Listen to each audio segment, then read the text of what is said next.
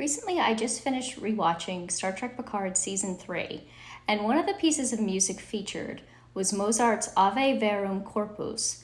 Being that today is the feast of Corpus Christi, I thought I'd do a little video showcasing some Catholic and spiritual connections in the so-called secular Star Trek universe.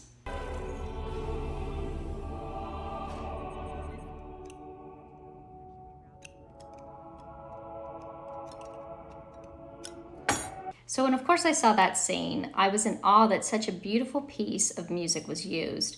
It's so peaceful, calming, and transcendent, something of course the character playing it would be very much drawn to. Wolfgang Amadeus Mozart actually composed this piece for the Catholic feast of Corpus Christi in 1791. But my Catholic connections in Star Trek doesn't stop there.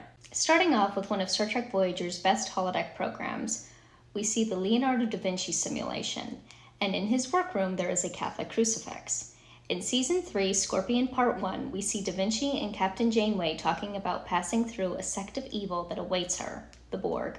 And Da Vinci says, "Come with me, Katerina. We will awake the abbot, visit the chapel, and appeal to God." So, of course, one of the most memorable spiritual characters from Star Trek was Commander Chakotay from Star Trek Voyager. We saw him praying and meditating multiple times throughout the series run, and he also acted as a spiritual guidance or counselor to the characters of the show, including B'Elanna Torres, Neelix, and Seven of Nine.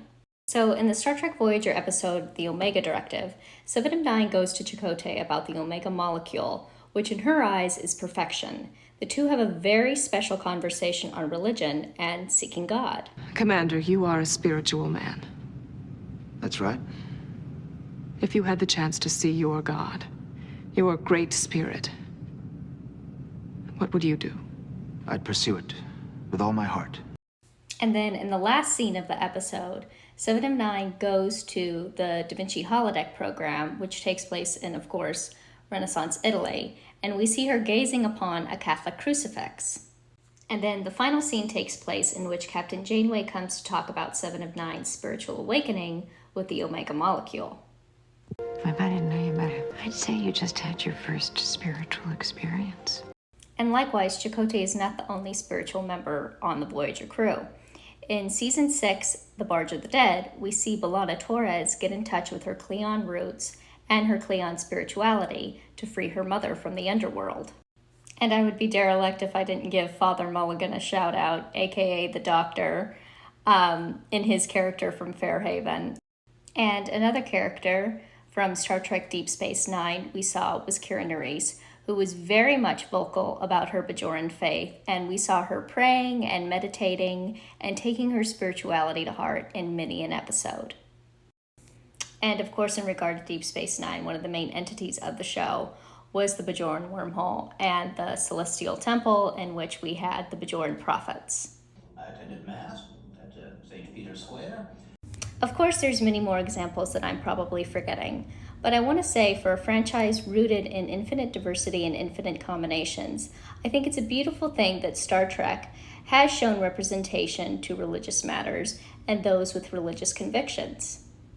So whether it being main characters, aliens, imagery, or musical choices, there are several Catholic connections in Star Trek, especially when it comes to episodes where our heroes are fighting to overcome evil. I think the aspect of religion in Star Trek is sometimes lost, and for those like me who are spiritual, and I understand not everyone is, it is nice to have this aspect in the franchise, which takes place in the far future, that in the future people still cling to something mightier and more powerful than they are, as they trek through the heavenly stars around them.